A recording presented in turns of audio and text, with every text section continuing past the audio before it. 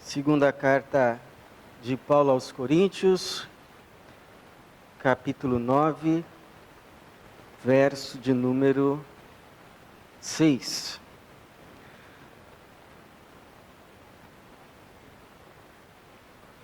Mateus, Marcos, Lucas, João, Romanos, 1 Coríntios, 2 Coríntios, capítulo 9, versículo de número 6. Mas digo isso, quem pouco semeia, pouco também colherá. Quem semeia com generosidade, também colherá generosamente. Cada um contribua de acordo com o que decidiu no coração, não com tristeza nem por constrangimento, pois Deus ama quem contribui com alegria. E Deus é poderoso para fazer toda a graça transbordar em vós, a fim de que, tendo sempre o suficiente em tudo, transbordeis em toda boa obra, conforme está escrito, distribuiu, deu aos pobres, a sua justiça permanece para sempre. Aquele que dá semente ao que semeia e pão para comer, também suprirá e multiplicará a vossa semeadura, e aumentará os frutos da vossa justiça. E em tudo sereis enriquecidos para serdes sempre generosos, o que por nosso intermédio produz ações de graças a Deus. Porque o ministrar essa assistência não apenas supre as necessidades dos santos, mas também transborda em muitas ações de graças a Deus. Ao aprovarem essa ministração, eles glorificam a Deus por causa da obediência que confessais quanto ao Evangelho de Cristo e por causa da generosidade da vossa contribuição para com eles e para com todos. E eles, orando em vosso favor, demonstram a profunda afeição que têm por vós, por causa da extraordinária graça de Deus que vos foi concedida, graças a Deus por seu dom inexprimível. Pai, obrigado pela Tua palavra e pedimos que, em nome de Jesus, o Senhor traduza e fale ao nosso coração, no Teu nome. Amém. Nós estamos numa campanha missionária que tem como propósito levantar fundos, levantar valores, levantar dinheiro para contribuir para com o avanço do Evangelho na terra.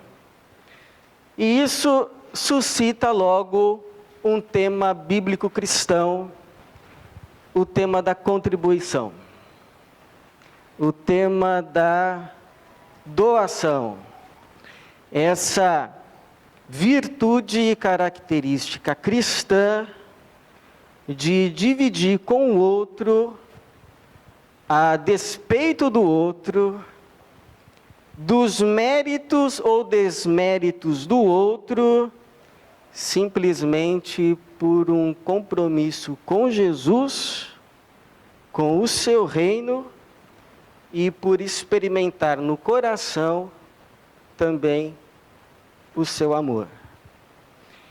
Em outras palavras, eu quero falar com você nesta noite a respeito de contribuição financeira. Contribuição essa que o apóstolo Paulo vai dizer que deve ser feita não com constrangimento, não de forma forçada, não por manipulação religiosa, mas que deve ser feita de forma livre, espontânea e com alegria. Forma livre, espontânea e com alegria. Em outras palavras, o que o Paulo está dizendo é o seguinte: se um dia você pegar o envelope, colocar a sua oferta, seja para missões, seja para qualquer outra coisa, colocar ali aquilo que você considera o seu dízimo, e chegar aqui na frente, doer o coração, volta. Se você pegar lá o seu envelope, colocar a sua oferta, e quando estiver levantando, pensar assim, ai, a minha bolsa de couro de jacaré. Senta. Ai, o piso novo do balcão do meu apartamento. Pensa melhor. Ai, a minha viagem para Disney nas férias de 2024. Põe no cofrinho do Mickey. Porque aquilo que Deus espera de nós não é nada menos do que aquilo que do nosso coração sai de forma livre, de quem participa de um privilégio que é contribuir com a causa do reino, e portanto com nenhum outro sentimento senão alegria, e muita alegria. Senhor, muito obrigado porque eu posso participar, o Senhor me achou digno de chamar-me para participar dessa obra. Nada menos do que isso, nada menos do que isso. Por isso ficam algumas perguntas. Por que que alguns sempre acham que é possível doar a despeito da sua pobreza? E outros sempre acham que não é possível doar a despeito da sua riqueza. Por que uns contribuem com alegria, outros contribuem com pesar?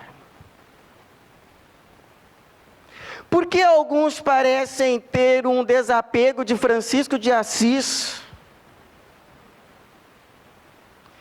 e outros um apego, com o perdão da expressão, de tio Patinhas?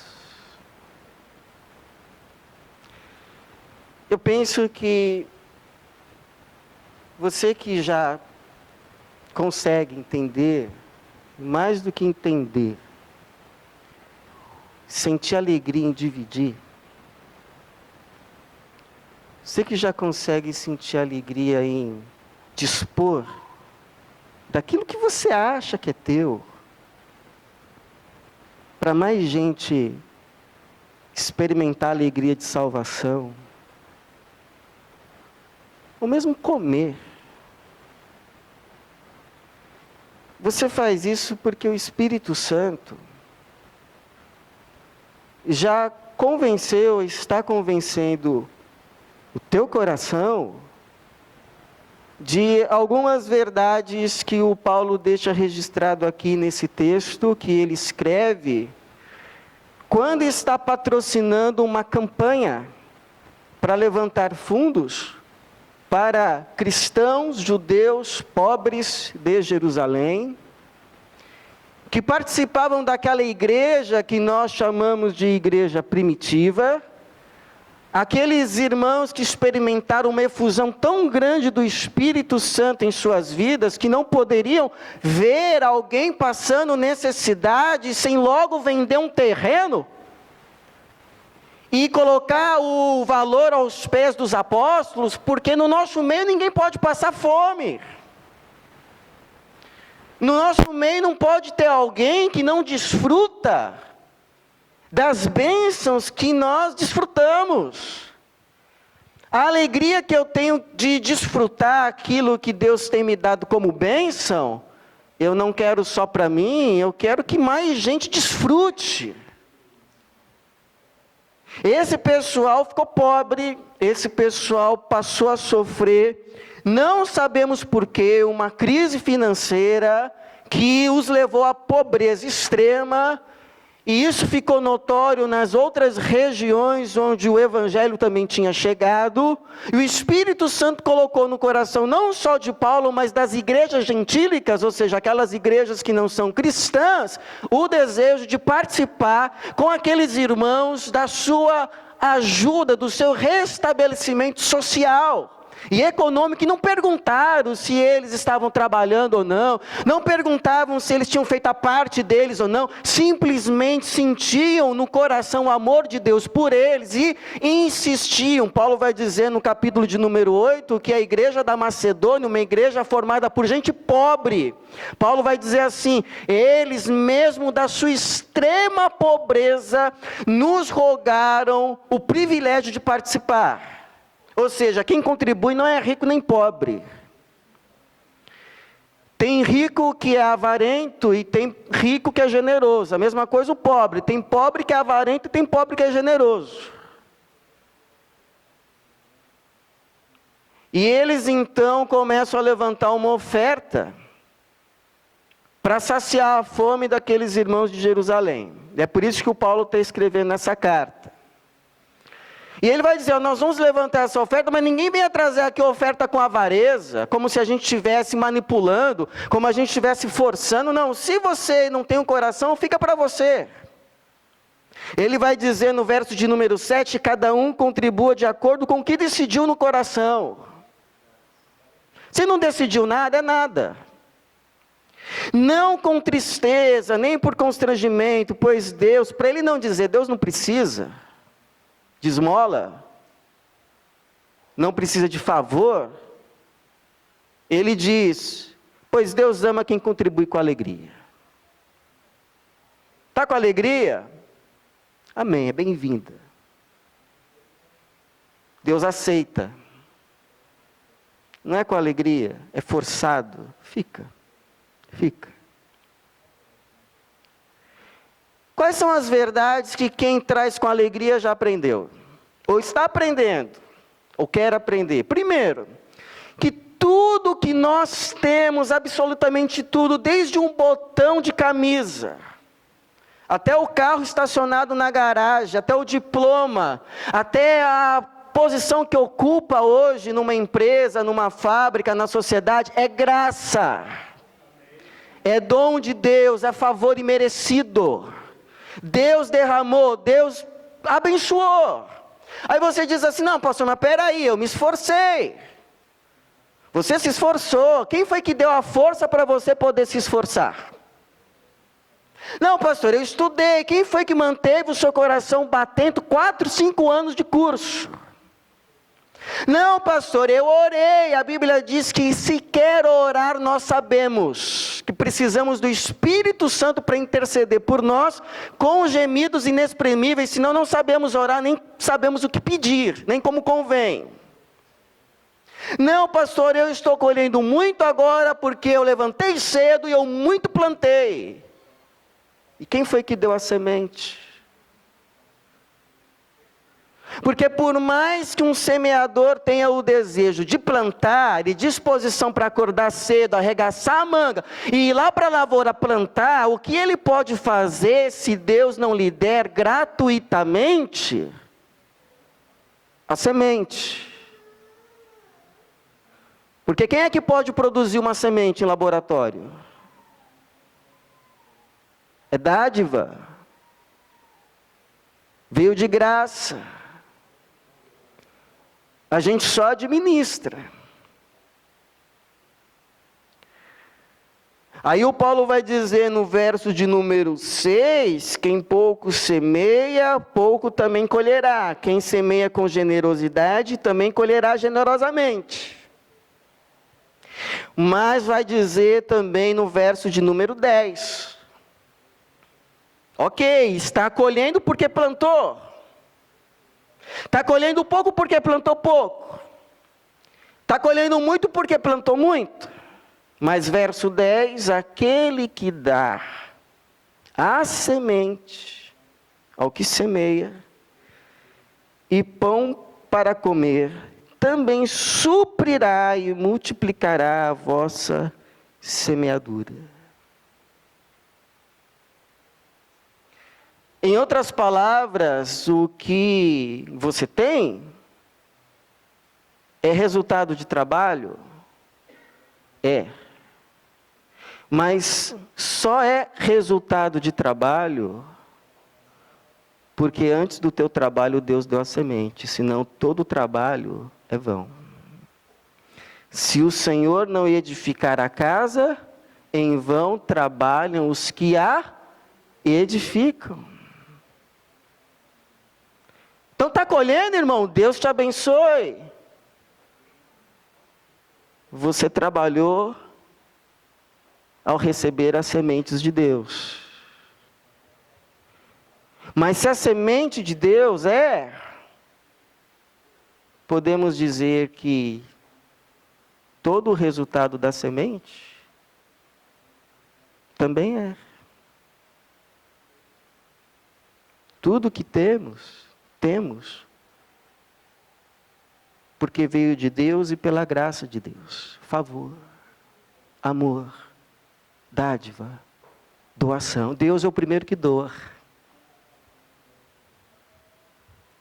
Deus é o primeiro que dá.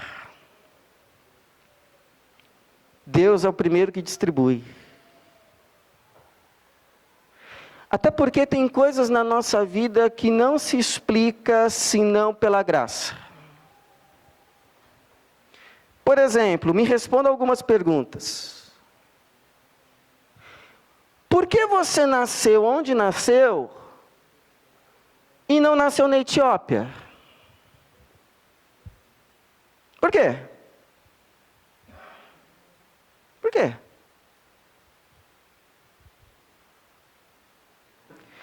Por que você nasceu numa família cristã e não numa família de beduínos muçulmanos? Que quando alguém te mencionasse o nome de Jesus, seria tão estranho como é para você hoje ouvir o nome de Maomé. Por quê? E se você não nasceu em família cristã, por que cargas d'água Deus decidiu se revelar a você? Abrir o seu coração. Abrir os teus olhos para você entender o Evangelho de Jesus Cristo. A graça de Deus na cruz. Por quê? Essas perguntas só tem uma resposta razoável. Não sei. É graça de Deus. Graça. Graça. Então, quando a gente doa, a gente não está perguntando se fulano merece. Se fulano não merece. A gente dá por graça. Pois tudo que recebeste de graça dai. E aprendemos que Deus nos agracia para sermos instrumentos da sua graça. Deus nos abençoa para sermos instrumentos da sua bênção. Deus nos salva para sermos instrumentos da sua salvação. Tudo graça. Louvado seja o Senhor pela sua graça. E aí, quando recebemos da graça do Senhor e doamos, só fazemos aquilo que Ele já fez antes por nós. Então a gente não dá para receber. Não existe isso no Evangelho. Senhor, estou investindo. Investir no quê, meu filho? Investir no quê? Você não tem nada para investir. Você só tem porque eu te dei primeiro. Investir no reino, você está devolvendo uma parte, é minha, só isso, é a alegria de participar comigo do que eu estou fazendo no mundo, a alegria de participar comigo da minha obra de salvação, você está convidado a participar, junto comigo, fazendo comigo a minha obra de graça. Tudo é de graça. O reino de Deus não tem moeda.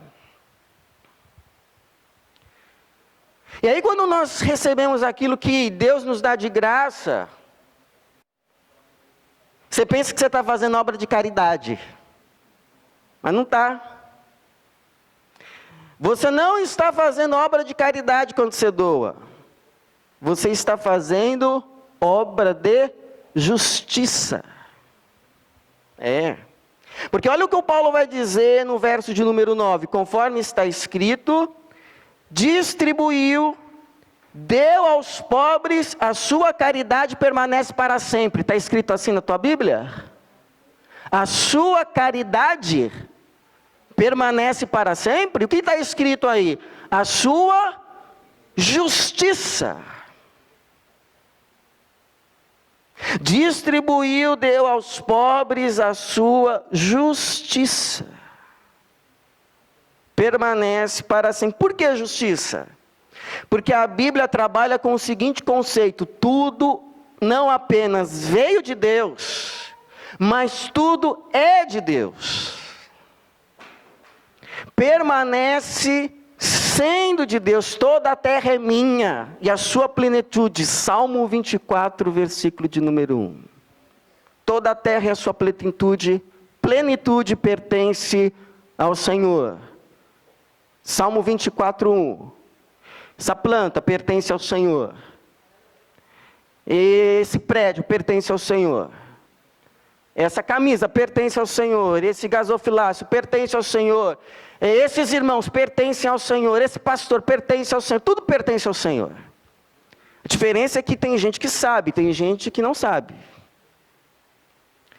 E tudo que Deus criou é para o desfrute de toda a sua criação, seja água, seja terra, seja alimento, seja o que for que Deus criou, é para o desfrute de todas as suas criaturas. Logo, quando a gente distribui daquilo que geralmente nos sobra, quando a gente distribui geralmente daquilo que nos sobra, para ajudar uma criatura de Deus que, devido aos reveses da vida, sabe lá o quê, mas a gente não pergunta, porque isso não é da nossa alçada, mas quando a gente ajuda uma criatura dessa a experimentar daquilo que Deus criou para ela experimentar, mas ela não está experimentando, e para ela se tornar aquilo que Deus a criou para ser, mas ela não está se tornando, porque não tem acesso, nós não estamos fazendo caridade. Diante de Deus, a palavra usada não é caridade, é justiça.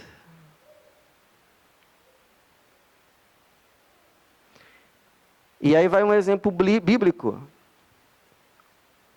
O ano do jubileu. Lembra quando Deus tira o povo lá do Egito? Eram escravos. E Deus os move até a terra de Canaã, chamada de terra prometida, que mana leite e mel. Deus vai à frente do povo, abrindo caminho, abrindo espaço, tirando os povos que estavam lá, e aloca o povo dele.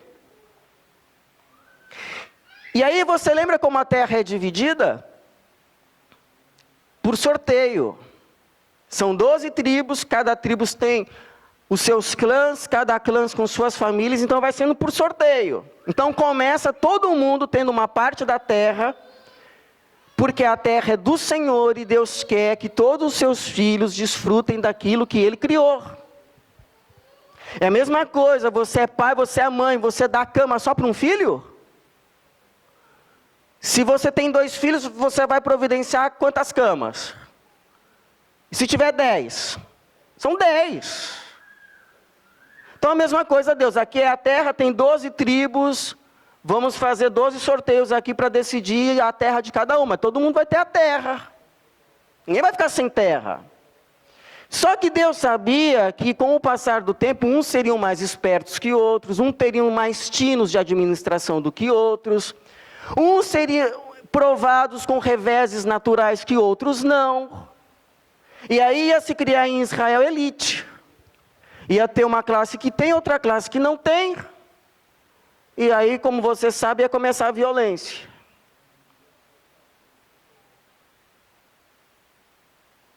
Porque como estava conversando hoje com um irmão, ninguém rouba porque quer, né? Pelo menos não deveria ser assim.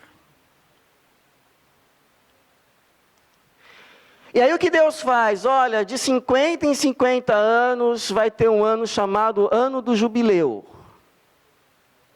O que vai acontecer nesse ano? Vai se tocar as trombetas por todo Israel, e vai ser decretado perdão de dívida, vai ser decretado libertação dos escravos. Quem se tornou escravo porque não conseguiu pagar as dívidas, teve que vender-se a si mesmo como escravo ao seu irmão, é perdão para os escravos, e as terras que foram vendidas, voltam para os seus donos originais. Para não falar, volta para mim, que sou o dono original. Bom, Senhor, ano do jubileu, tocou a trombeta, toma, a terra é sua. O que o senhor vai fazer? Eu vou distribuir de novo para os meus 12 filhos. Era isso. Então não se perguntava nada. Tocou a trombeta, liberta o escravo, meu filho, porque antes de ser teu, ele é de Deus. Devolve a terra. Você já pagou pelos anos, você já desfrutou dos anos que ela ficou com você, e você pagou pelo número de colheitas que ela ia ficar com você até o ano do jubileu. Agora, devolve. E aí o Senhor diz nesse capítulo 25 de Levíticos, porque a terra é minha.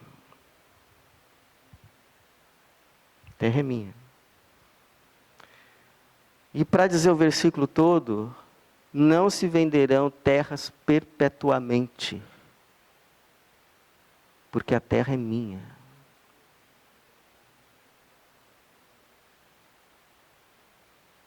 A terra é minha. E qual é o seu desejo, Senhor? 12 tribos, divide por 12. Quando eu entrego a terra da tribo de Levi, não estou fazendo caridade. Estou fazendo justiça.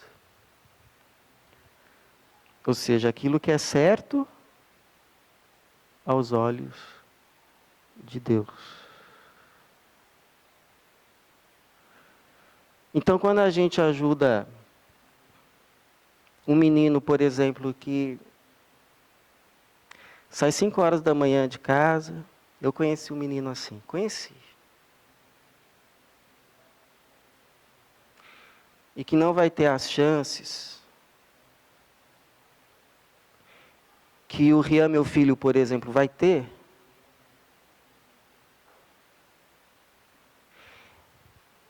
Porque ele chega na escola à noite, depois de um dia de trabalho, e não tem professor.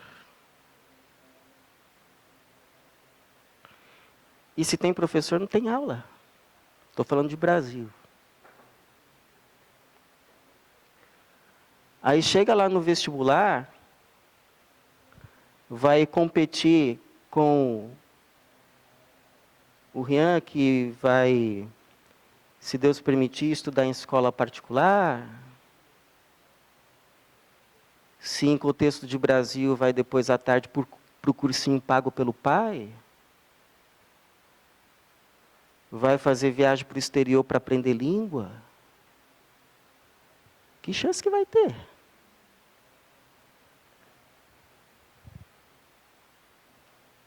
Então, quando a gente ajuda um menino esforçado desse, que tinha sonho de ser engenheiro, e não vai ser. Não vai ser. Diante de Deus não é caridade.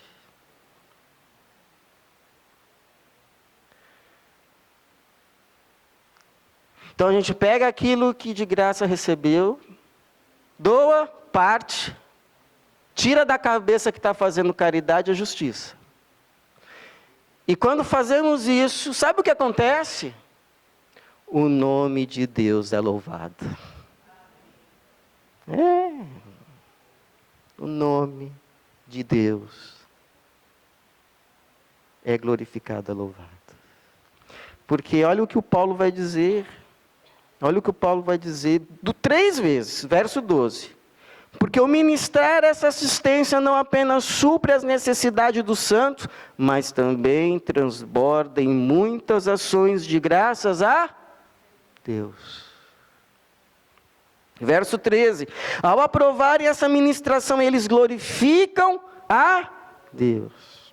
Verso 11. Pode doar, não fica com medo de doar não. Olha, em tudo sereis enriquecidos.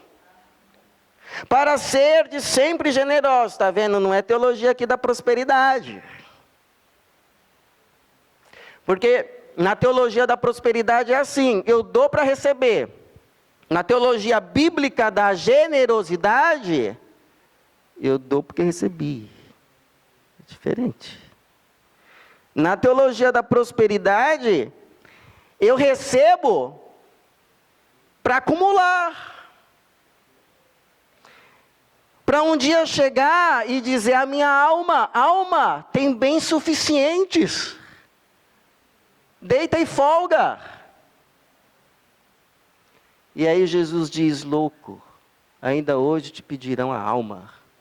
E o que será dessa colheita? Na teologia bíblica da solidariedade, eu recebo mais. Amém. Para doar mais. E isso, verso de número 11, produz ações de graças a Deus. É o círculo não vicioso, mas virtuoso da graça. Deus concede a graça, nós repartimos a graça, e os homens dão graças a Deus. Tem coisa mais bonita que isso. Deus dá a graça. A gente distribui a graça. E o mundo dá graças a Deus. Será que fomos chamados para coisa menor? Será que o mundo não está dando graças a Deus porque em vez de a gente fazer isso, a gente está acumulando, dizendo, não, eu tenho, você não tem porque eu sou filho de Deus? Discurso mesquinho, arrogante. Nada evangelho. Nada de Jesus. Nada de Jesus. A gente é o povo colocado na terra para ser a bênção para todas as famílias da terra. A gente não tem vocação menor. Fomos postos nessa terra para aquilo que a gente receber de Deus, distribuir para o maior número possível de gente, a fim de que o nome de Deus seja glorificado. Por isso que Jesus disse, assim brilha a vossa luz diante dos homens, para que vejam as vossas boas obras e glorifiquem o vosso Pai que está no céu. Podemos ter mais? Podemos. Mas se viermos a ter mais, vai ser para abençoar mais, doar mais, dar mais, ajudar mais. Porque foi esse o sentimento que houve no coração de Jesus. Que deixou sua glória, a fim de que a gente também participe dela. Sabe qual é uma prova assim, real, de uma conversão verdadeira? É quando a gente é convertido de um viver para ter o que os outros têm ou o que os outros não têm, para um viver cujo propósito é que outros tenham também o que a gente já tem. Mas calma, eu não cheguei ainda nesse nível. Eu não cheguei. Tem coisa que eu faço pensando só em mim. Muita coisa da minha vida, dos meus planos futuros, sonhos, é pensando em mim. No máximo assim na Tati e no Renan Manu. Mas eu sou pecador, você não é. Mas eu sei onde eu tenho que chegar. Eu sei. Eu sei que isso que está no meu coração não é ainda a imagem e semelhança de Jesus. Eu sei. Porque Jesus é o que está escrito aqui no capítulo de número 8, verso de número 9. Pois conheceis a graça de nosso Senhor Jesus Cristo, que sendo rico tornou-se pobre por vossa causa, para que fosseis enriquecidos por sua pobreza. Ele tinha, mas abriu mão para a gente ter. Sabe o que levou Jesus para a cruz? O desejo de que eu, de que você, pudesse um dia experimentar do que Ele tem. Comunhão com o Pai, com o Espírito e com o Filho, para sempre. A minha oração, irmãos, é que Deus faça a nossa igreja conhecida pela sua generosidade. Faça da IBBB uma igreja formada por gente generosa. Gente parecida com Jesus. Que assim seja. Que Deus nos abençoe. Amém.